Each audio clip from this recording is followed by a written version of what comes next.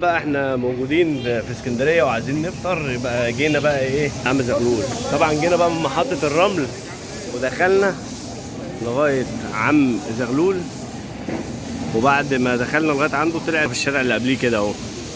فتعالوا بقى شوف عم زغلول نفطروا ايه، احنا اول مره نيجي هنا، فتعالوا نشوف الدنيا فين. ده المكان اللي فيه عم زغلول. طبعا بقى اللمه مجتمعه. ها معانا نبتدي باستاذ محمد. عامل ايه يا استاذ محمد؟ منور الدنيا كلها، منور عم زغلول. واستاذه شيماء، ها ازيك؟ اخباركم؟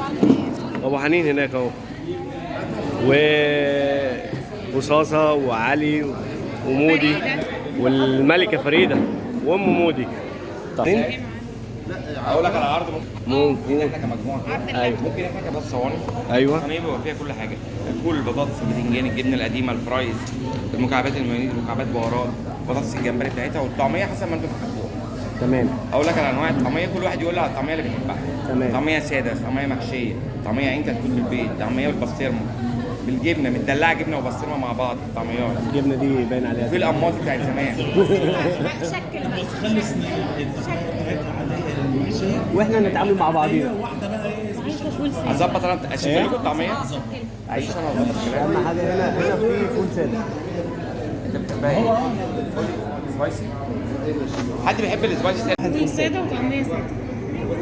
لا في يعني من ده غير بس طحينه. مش كله. زيت لا اعمل لها طبق صغنن كده. ماشي، طعميه ساده برضه. تحبيها صغننه ولا كبيره؟ اي حاجه من ايدك حلوه. احنا بقى هنشوف الدنيا فيها ايه هو لسه بقول لك حبيبي فول ساده. ميدو ده بص يعني طبعا زي ما انتم شايفين الصاله كده ورانا، مش عايز اظهر حد، خلينا احنا ايه في الصاله زي ما انتم شايفين، مش عايز اظهر حد يعني غيرنا. احنا موجودين هنا بقى ايه كلنا متجمعين. ابو حنين واستاذ مودي وعلي علي ابن استاذ محمد واستاذ شيماء، عن فراولايه ومودي. واي طبعا النهارده كلنا بقى مستنيين صاصه.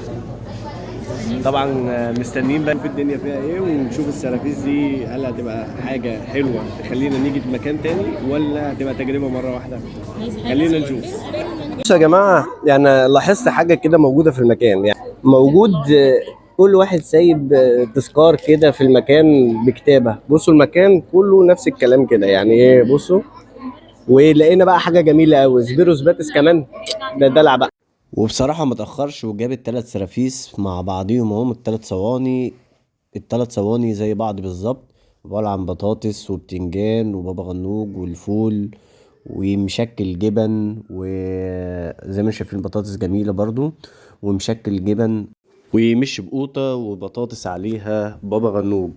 للأمانة كان الأكل روعة، وطبعا نزل لنا بنجر وطبق خضار مشكل، والطعمية طبعا محدش يقدر ينساها، والكولسلو، وكان أكلة جميلة بصراحة. ادي الطعمية هي مشكلة بقى جبنة وبسطرمة، ويعني فيها حاجات كتيرة بصراحة، أنواع كتيرة، والسادة والمحشية، والعيش طبعا انواعه كتير، الشامي والعادي. وده طبق فول سادة زي ما انتوا شايفين كده، بس للأمانة ده ما عجبش ام مودي. زي ما انتوا شايفين الطعمية شكلها يفتح النفس، وطبعا كان طعمها روعة وريحتها اروع. وادي العيش المقرمش والطعمية السادة والخضار المشكل.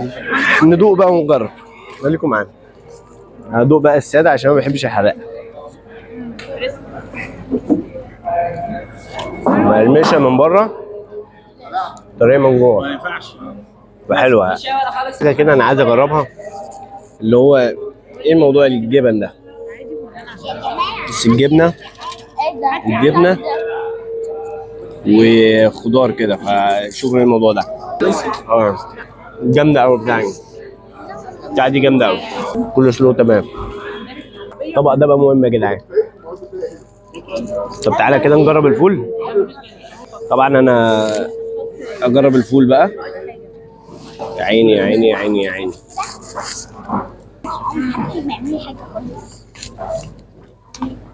الفول ممتاز قوي، صراحه فول جامد.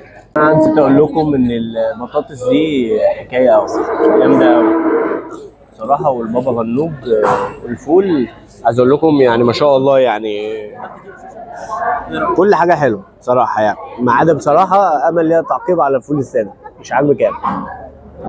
فتجربه جميله. ومش هننسى حاجه مهمه قوي قبل ما نمشي من المكان، ايه هي؟ ان احنا نسيب ذكرى، نكتب على الحيطه زي ما بقيه الناس ما كاتبه كده على الحيطه زي ما انتم شايفين.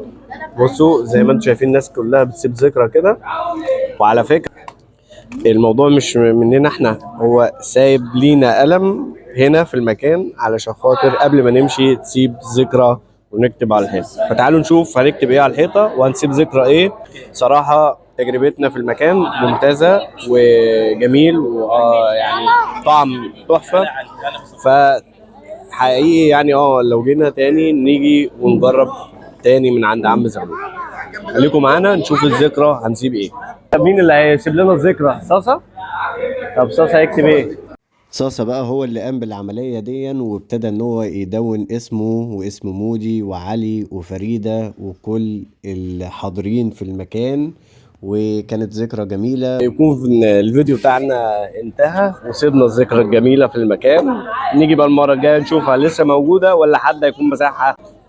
ونشوفكم في فيديوهات جاية بإذن الله، وقولوا لنا ايه رأيكم في الفيديو، هل عجبكم ولا لأ. مع السلامة.